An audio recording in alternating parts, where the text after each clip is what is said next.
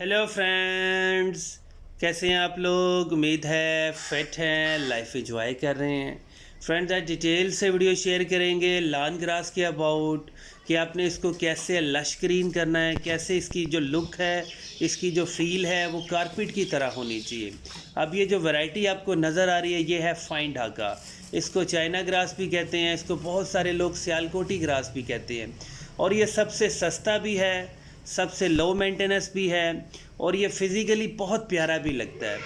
Otherwise तो बहुत सारी वैरायटीज़ हैं जो बहुत ज़्यादा एक्सपेंसिव हैं, जैसे आपका कोरियन ग्रास है, जैसे आपका अमेरिकन ग्रास है। अगर आपने लॉन में ग्रास सिर्फ़ और सिर्फ प्लेइंग पर्पज़ के लिए बनाना है कि आपने इस बच्चे खेल भी लेते हों या आप थोड़ा सा फील भी करें, वॉक भी करें, थोड़ा सा नंगे पाँव चले भी, तो सबसे बेस्ट जो ग्रास है वो फाइन ढाका सियालकोटी ग्रास है, क्योंकि वो बहुत ज़्यादा सॉफ्ट होता है। और जो कोरियन ग्रास होता है उसके ऊपर अगर आप नंगे पाँव चलेंगे तो उसमें बहुत ज़्यादा हार्ड सा होता है, आपको इस तरह फील होगा कि छोटे छोटे सा नुकीले से कुछ आपको चुभ रहे हैं। इसलिए सबसे best grass fine Dhaka grass है। और ग्रास को ग्रो करने की जो रिक्वायरमेंट्स हैं वो बहुत ज़्यादा नहीं हैं। सिर्फ़ और सिर्फ आपके लॉन के अंदर धूप आनी चाहिए, वो चाहे धूप डायरेक्ट हो चाहे इनडायरेक्ट हो, लेकिन कम से कम 3-4 घंटे की धूप लाजमी आनी चाहिए। अगर फुल डे सनलाइट आती है, मतलब मई जून जुलाई में बिल्कुल बहुत ज़्यादा तेज़ धूप आती है, तब भी आपका ग्रास जो है वो बहुत ज़्यादा ब्लूम करेगा, बहुत ज़्यादा डेवलप होगा और बहुत ज़्यादा थिक बनेगा। अगर दरख्तों के नीचे ग्रास आ जाता है तो वो थोड़ा थोड़ा सा जलने लगता है, कभी कभी ऐसा होता है कि वहाँ से बिल्कुल ही जल के ख़त्म हो जाता है। इसलिए धूप की रिक्वायरमेंट बहुत ज़रूरी है। दूसरा कि आपने पानी के मामले में इसको पानी फ्लड करना है। बहुत सारे लोग यही समझते हैं कि ग्रास के ऊपर आपने सिर्फ शावर कर देना है, जिसको आप कहते हैं कि तरोका मार दिया। ऐसा कभी कुछ नहीं करना आपने।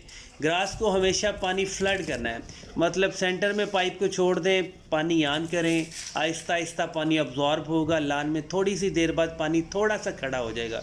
जब आपको फील हो जाए कि पानी खड़ा हो गया तब आप पाइप को बंद कर दें।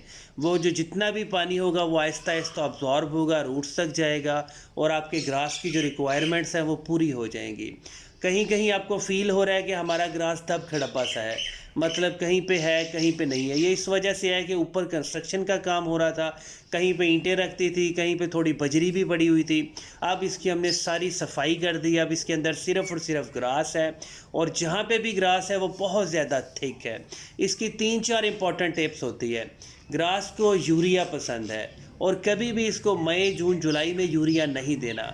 इसका जो फर्टिलाइज़र के जो सीज़न है वो आपका जनवरी फरवरी मार्च है। इन 3 महीनों के अंदर आप इसको यूरिया दे सकते हैं और एक मरले के अंदर आप 1 किलो यूरिया स्प्रिंकल कर सकते हैं। उसके बाद आप पानी फ्लड कर सकते हैं।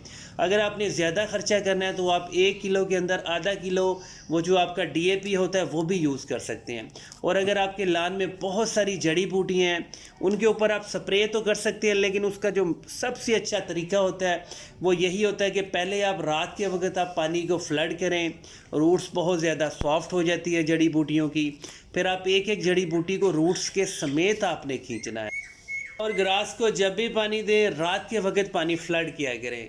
अगर आप सुबह करेंगे या डे टाइम करेंगे तो ऊपर से बहुत ज़्यादा धूप भी होती है तो पानी आपका ज़ाया हो जाता है, मतलब धूप के साथ वो एवेपोरेट होता है, जिसको कहते हैं पानी उड़ गया है। इसलिए रात के वक्त पानी फ्लड किया करें, आहिस्ता आहिस्ता अब्जॉर्ब होगा। बेसिकली जो मेन इंपॉर्टेंट चीज़ होती है वो होती है ग्रास की रूट्स, तो हमने रूट्स तक मॉइस्चर देना होता है।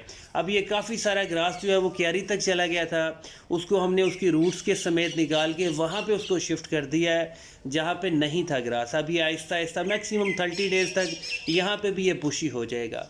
अगर किसी ने अभी नया लॉन बनाया है और सबसे पहले आप उसको लेवल करें, मतलब वो स्मूथ होना चाहिए, लेवल होना चाहिए, ऊपर की जो मिट्टी है वो सॉफ्ट होनी चाहिए। अगर आप चाहें तो मार्केट से फीट बाय फीट के इसके पैचेस भी मिलते हैं, मतलब वहाँ पे बना बनाया बिल्कुल कारपेट की तरह ग्रास भी होता है, वो ला के ऊपर शिफ्ट भी कर सकते हैं। अगर आप चौंधा चौंधा लगाना चाहते हैं, मतलब वो जो ग्रास के जितने भी वो कारपेट से होते हैं उसको 3-4-8-10 जगह से तोड़ तोड़ के जगह जगह लगाना चाह रहे हैं तो वो भी बेस्ट है। वो भी मार्च के मंथ में करें। मार्च का मंथ, अप्रैल का मंथ 2 आइडियल मंथ होते हैं ग्रास की ग्रोथ के लिए। इसमें आप फर्टिलाइज़र भी ज़्यादा दें, इसमें आप पानी भी ज़्यादा दें। पानी लेकिन फ्लड करना है, शावर करें ना करें कोई इशू नहीं है, लेकिन पानी फ्लड अच्छे से करना है। और जो थर्ड इम्पॉर्टेंट पॉइंट है, अगर आपके लान का ग्रास बड़ा हो रहा है, आपको फील हो रहा है कि उसकी अब आपने कटिंग करनी है, तो लान में कभी भी लान मूवर जो है, जो मतलब लान काटने वाली जो मशीन होती है, उसको आपने धूप के वक्त काटना है। मतलब पहले आपने फील करना है कि ग्रास बहुत ज़्यादा ड्राई होना चाहिए। जब ग्रास ड्राई होगा तो बिल्कुल हार्ड सा होता है और सारे के सारे जो ग्रास के लीव्स होते हैं वो ऊपर की तरफ खड़े होते हैं। उस वक्त आपने मशीन को चलाना है और मशीन के जितने भी ब्लेड्स होते हैं वो तेज़ होने चाहिए, शार्प होने चाहिए, बिल्कुल भी खुंडे नहीं होने चाहिए। अगर वो खुंडे होंगे तो लान की काफ़ी ज़्यादा उसकी रूट्स को भी डिस्टर्ब करेंगे और काटने की बजाय वो काफ़ी सारे लान की या मतलब ग्रास की रूट से उसको बाहर भी खींच देंगे, जिसकी वजह से आपका लान थोड़ा थोड़ा सा आपको ढप भी फील हो सकता है।